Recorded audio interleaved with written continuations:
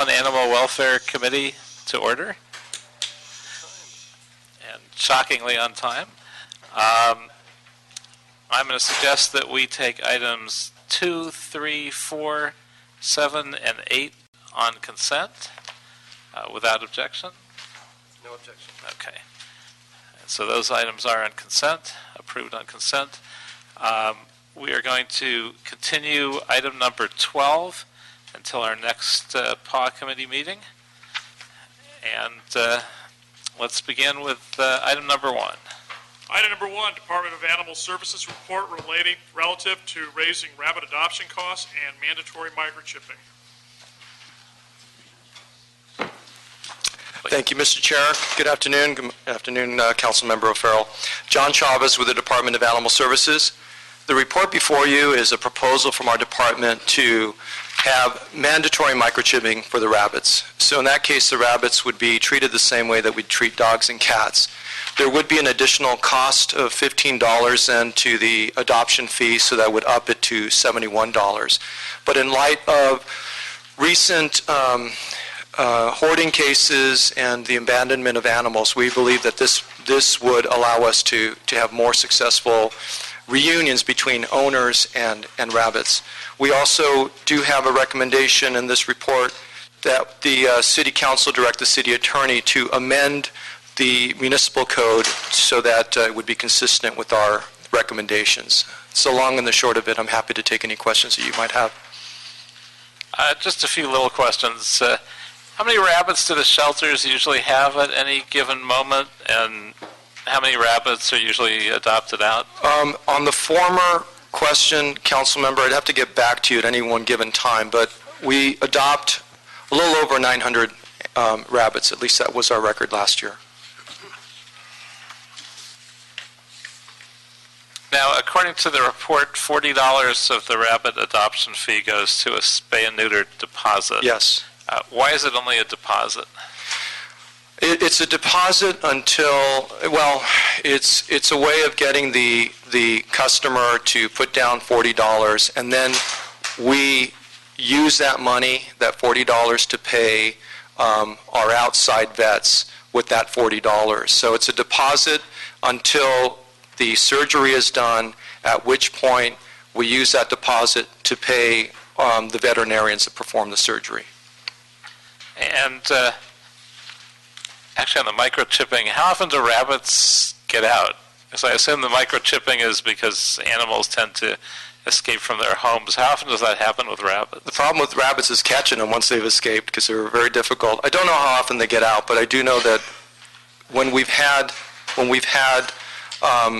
situations where there's hoarders, our standard course of action is to take our microchipping wand and to see if the animals have a microchip.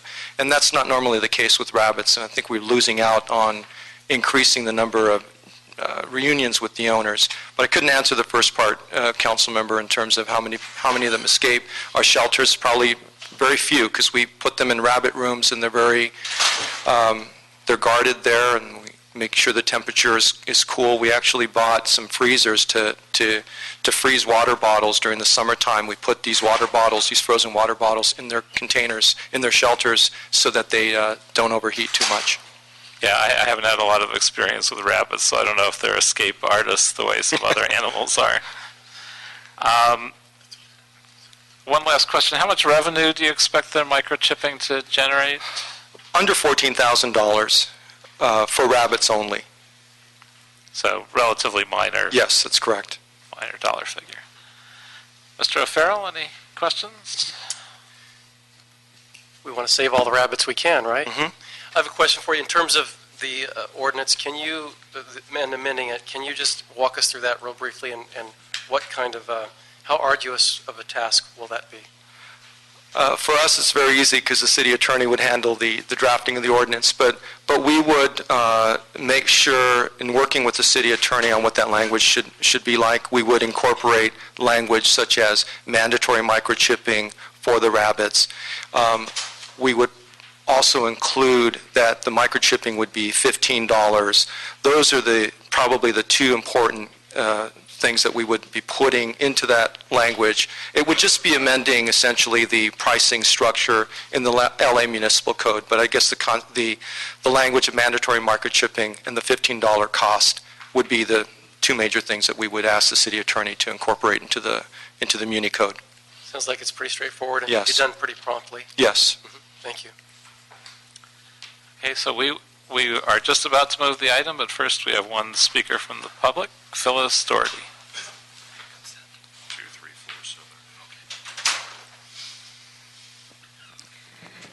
Thank you. Phyllis Doherty with Animal Issues Movement. I'm just here because some of the rabbit people called and asked me to come in and say that they support this and to give you that message, those that couldn't get here.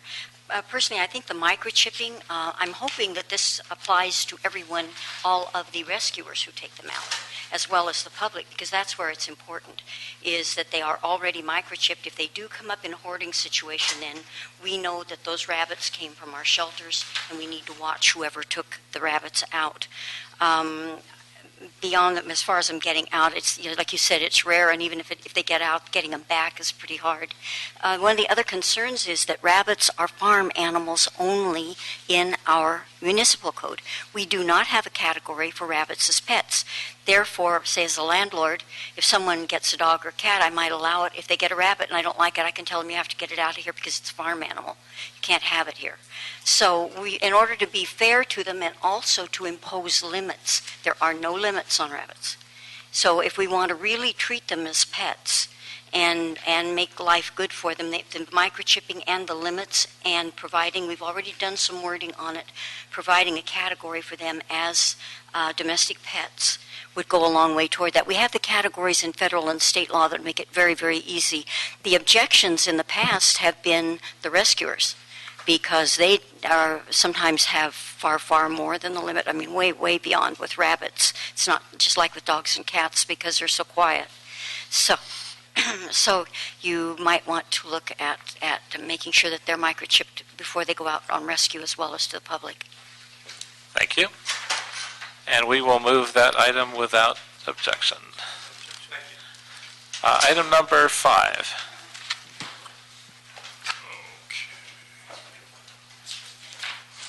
Item number 5, CAO report relative to authorization for 12 grant-funded exempt positions and reallocation of existing position authority for the Los Angeles Housing Community Investment Department Neighborhood Stabilization Program. This matter has also been referred to the Housing Committee. Michael Garcia from the CAO's office. You have before your report from the CAO's office for the continuation of 12 grant-funded positions needed to continue the acquisition, rehabilitation, and sale of foreclosed and abandoned housing properties to meet Neighborhood Stabilization Program grant requirements. The positions will be exempt for a term of 2 years with 1 year, possible year extension, with the exception of 1 senior clerk typist, which we recommend be filled by an existing vacant regular authority. The HCID reports that the funding sources for all NSP salaries and related costs will be provided from a combination of NSP funds from a series of grants from the United States Department of Housing and Urban Development and corresponding program income. After the grant program funding ends, the NSP exempt positions will not be continued. And the HCID anticipates entering into a grant closeout agreement when all the multifamily projects are occupied with tenants. I'm here for any questions you may have. Any other I'm comments? Alfonso Perez. I'm Personnel Director for the Housing Department. So if you have personnel questions, I'll be happy to answer them. Okay, I've got a couple of questions.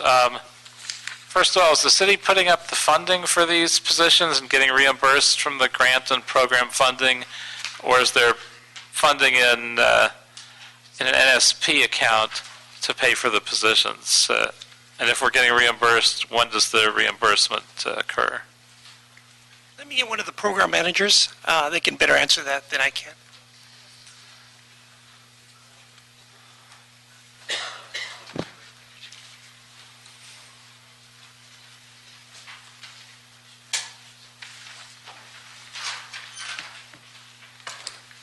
Hi, Zena Huang with the Neighborhood Stabilization Program at the Housing Department. So your question was about reimbursement of salaries, and we do request funds from HUD immediately or very shortly after salary costs are incurred.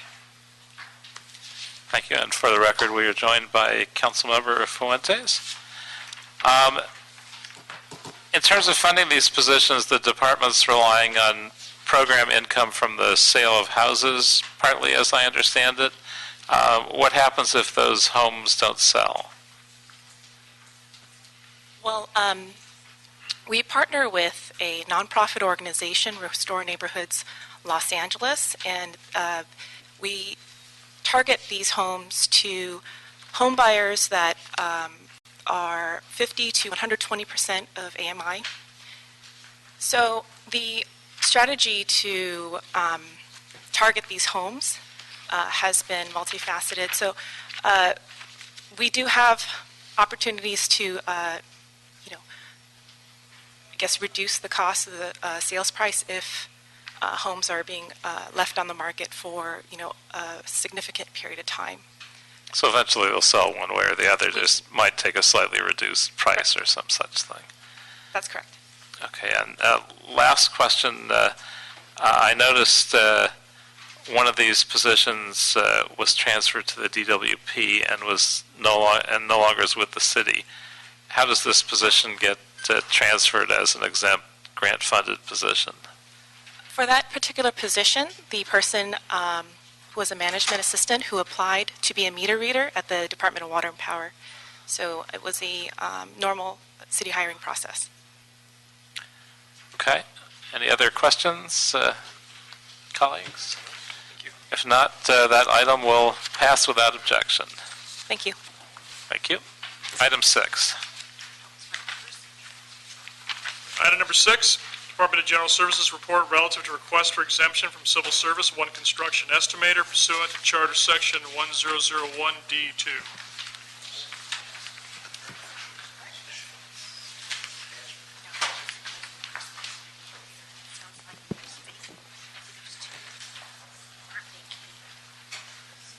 Welcome. Good afternoon. Daniel Schumer for the Personnel Department. Nick Pendorf, Construction Forces. And you're just here to answer questions, or do you want to walk us through this briefly? Basically, this is a request by the department to exempt a position of one construction estimator from civil service under Charter Section 1001D2, which allows for exemption of such positions in the case of construction projects. This particular position is set for a 3-year sunset. It's funded entirely through funds from the Department of Public Works. And before you exempted this position, who was doing the work, or was it getting done? Nick Pendorf again. GSD partners with BOE on projects, and in the past, the Bureau of Engineering has provided scheduling for the major projects that we did with them. And Bureau of Engineering feels that GSD should take up that responsibility. We do not have a scheduler in our group. We are not in the budget. We are 99% special funded for all of our projects. And we have several large projects that would benefit from having a scheduler to make us more efficient and hopefully save money. But being cautious as we are, we would like to have an exempt position. In that way, if we do not have special funds to support that position, we'll lay the person off. All right.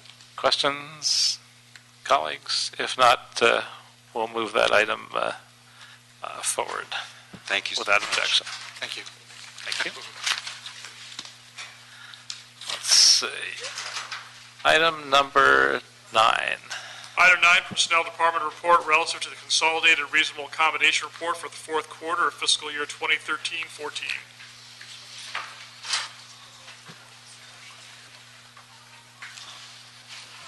Good afternoon. Olivia Flores for the Personnel Department. The quarterly report. The report describes the city's efforts to reasonably accommodate employees with temporary and permanent work restrictions due to industrial and non-industrial injury or illness. It covers the fourth quarter of the current fiscal year and compares this quarter to the same quarter of the last fiscal year. So what types of reasonable accommodations are people typically granted? It depends. They're all case by case. It is very fact specific for each individual. It could be anything from a non-accommodation, depending on the disability. It may not be required at this time, to a job modification or a transfer to a different position.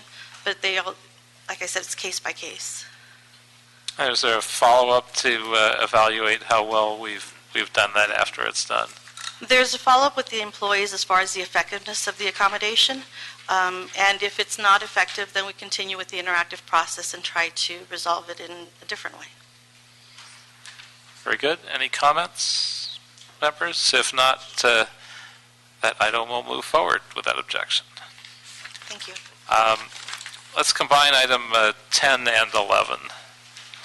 Item number 10, LADWP report relative to memorandum of understanding for the LADWP Confidential Management Representation Unit represented by the LADWP Association of Confidential Employees. Item number 11, LADWP report relative to MOU for the LADWP Management Employees Unit represented by the Management Employees Association. Hello, Deetra Fernandez, Director of Labor Relations, Department of Water and Power. Dana Brown, CAO's office.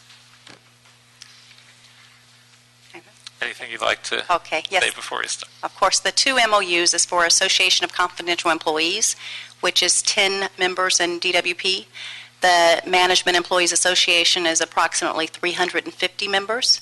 These two MOUs are for a period of October 1, 2012 through December 31st, 2016. We have two significant accomplishments in both MOUs, and that is the acceptance of the Retirement Tier 2 plan and also some health care concessions. And our Management Employees Association, we have a new provision, which is Article 22, where they have agreed to annual performance evaluations. And how much savings does the DWP expect to be able to attribute to this MOU? For the most significant savings is going to come from the actual Tier 2 retirement for both of them. And based on, we have for the current savings and also for future years, but for over 30 years it can range from 53 to 112 million, and that's just with the acceptance of the Tier 2. Then with the health care concessions, they're both going to provide 5% of their health care premium. Very good. And it's my understanding that the Management Representative Unit under their MOU has agreed to annual reviews using the same process as other city departments. Are the confidential management employees planning on instituting the same type of employee evaluations? The management employees taking this first step to actually agreeing to those performance evaluations. That will be the same as every other city department using a standard form, and it is anticipated that since the managers took the first step that all other employees would follow suit. Very good. Any other questions? If not, that item will move forward without objection. Thank you. Or I should say those two items, 10 and 11. We have one speaker from the public under public comment, Phyllis Doherty.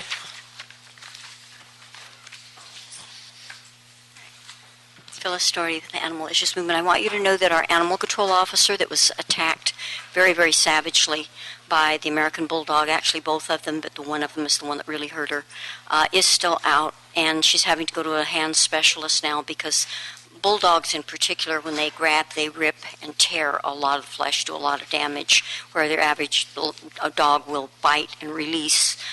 They grab, twist, and tear. So we'll have to hope that her hand will be restored so that she'll even be able to use it again. In the meantime, you have one officer at night that is covering all the way from Beverly out past Bel Air, out down to Culver City, all the way over to Soto Street, up to Barham, and I think they go down below Olympic. That's one officer at night, and below all of South LA and all of the harbor is one officer on the grave shift. And some of them now are being assigned to work 16 hours to work a grave shift and the swing shift before that. And I'm extremely worried, and I know you would be too, that employees are working like this. We need more officers. They need experienced officers. This can't be done with people just coming off the street. To handle these shifts are difficult. The animals are dangerous. And I hope that you will really do whatever you can to get these officers right away. We can't wait for years for them to come in and get trained. Also, I want to call to your attention, I did an article on TNR and the effects of cat feces and on the environment. And according to a very important study, 1.2 million metric tons of cat feces are deposited in the U.S. annually. And of the marine mammals, they studied 5,000 that died, and they had signs of encephalitis from toxoplasmosis, which is from cat feces. And of course, that's the same as rabies. That's a swelling of the brain that kills you. So while we're talking about just hoping we can look at some other alternatives, like making owners responsible for cats. Thank you. And with no other comments, slips, and no other business, we are adjourned.